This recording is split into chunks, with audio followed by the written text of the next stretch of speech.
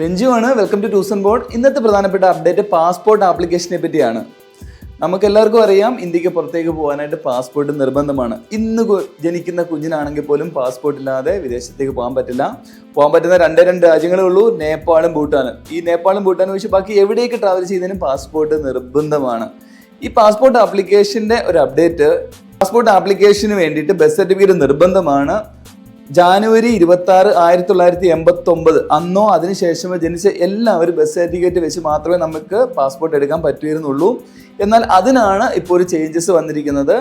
October 1, 2023, വീണ്ടും പറയാം, October 1, 2023 അന്നോ അതിനുശേഷമോ ജനിച്ചവർ ഇനിയും ബർത്ത് സർട്ടിഫിക്കറ്റ് പ്രൊഡ്യൂസ് ചെയ്താൽ മതി. അതിന് മുമ്പോട്ടുള്ളവർ ഈ ബർത്ത് സർട്ടിഫിക്കറ്റ് സമർപ്പിക്കേണ്ടതില്ല, നിർബന്ധമില്ല. വേണമെങ്കിൽ സമർപ്പിക്കാം, അത് നിർബന്ധമില്ല. അതിന് പകരമായിട്ട് വേറെ ഏതെങ്കിലും ഒരു ഡോക്യുമെന്റ് കൊടുത്താൽ മതി. ആ ഡോക്യുമെന്റിൽ മെൻഷൻ ചെയ്തിരിക്കുന്ന ബർത്ത് ഡേറ്റ് പാസ്പോർട്ടിൽ അതായത് ഡേറ്റ് ഓഫ് ബർത്ത് ആയിട്ട് അവർ കൺസിഡർ ചെയ്ത് അത് അക്സെപ്റ്റ് ചെയ്യും എന്നുള്ളതൊരു പ്രധാനപ്പെട്ട ന്യൂസാണ്.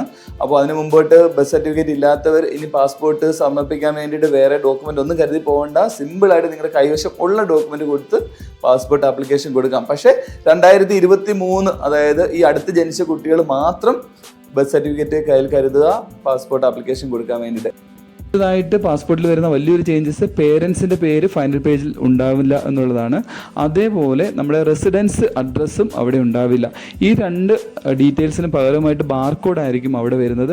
അപ്പോൾ നമ്മൾ പാസ്പോർട്ട് വെരിഫിക്കേഷനോ അല്ലെങ്കിൽ എമിഗ്രേഷനൊക്കെ വരുമ്പം ഈ ബാർകോഡ് റീഡ് ചെയ്തിട്ട് ഈ ഇൻഫർമേഷൻ എല്ലാം അവർക്ക് അവിടെ കാണാൻ പറ്റും. അത് നമ്മുടെ സെക്യൂരിറ്റി പർപ്പസ് വേണ്ടിയിട്ടാണ് അത് പാസ്പോർട്ടിൽ നിന്ന് ഒഴിവാക്കുന്നത്. അതാണ് പാസ്പോർട്ടിൽ വരുന്ന ഏറ്റവും വലിയൊരു ചേഞ്ചസ്. പാസ്പോർട്ട് നമുക്ക് കൈ കിട്ടുമ്പോൾ, നമുക്ക് പുതിയ പാസ്പോർട്ട് കിട്ടുമ്പോൾ നമുക്കത് മനസ്സിലാവും. ഇതുവരെ ഉണ്ടായിരുന്ന രീതിയിലായിരിക്കത്തില്ല ലാസ്റ്റ് പേജ്, ഫൈനൽ പേജ് ഉണ്ടായിരിക്കുക. അതേപോലെ പാസ്പോർട്ട് എന്ന് മുതൽ റീഇഷ്യൂ, അതായത് റിന്യൂ ചെയ്യാം എന്നുള്ളതാണ് നമ്മൾ നോക്കുന്നത്. പാസ്പോർട്ട് എക്സ്പയർ ആവുന്നതിൻ്റെ ബാക്കിലോട്ട് 3 വർഷം മുമ്പ് വരെ നമുക്ക് റിന്യൂവൽ ചെയ്യാവുന്നതാണ്. അതായത് ഇനിയും 3 വർഷം ഉണ്ട് നമുക്ക് റിന്യൂ ചെയ്യാനുണ്ടെങ്കിൽ നമുക്ക് ഇന്ന് മുതൽ റിന്യൂവൽ കൊടുക്കാം. അതേപോലെ എക്സ്പയർ ആയിക്കഴിഞ്ഞാൽ ആ ഡേറ്റ് മുതൽ 1 വർഷത്തിനകത്തും നമുക്ക് റിന്യൂവൽ കൊടുക്കാം. നമുക്കറിയാം, വിദേശത്തേക്ക് ട്രാവൽ ചെയ്യണമെങ്കിൽ മിനിമം 6 months വാലിഡിറ്റി ഉള്ള പാസ്പോർട്ടായിട്ടേ പോകാൻ പറ്റുള്ളൂ. അത് ടിക്കറ്റ് എടുക്കുന്നതിൻ്റെ അന്ന് മുതലാണ് നിങ്ങൾ നോക്കേണ്ടത്. ട്രാവൽ ചെയ്യുന്നതിൻ്റെ അന്ന് മുതൽ 6 months വാലിഡിറ്റി നിർബന്ധമായിട്ട് പാസ്പോർട്ടിന് വേണം. അപ്പോൾ നിങ്ങൾക്ക് പാസ്പോർട്ട് എക്സ്പയർ ആവാൻ അടുത്ത ഡേറ്റിലൊക്കെ ഉള്ളവരാണെങ്കിൽ 3 വർഷത്തിനകത്താണെങ്കിൽ നമുക്ക് നേരത്തെ തന്നെ റിന്യൂവലിന് കൊടുക്കാം.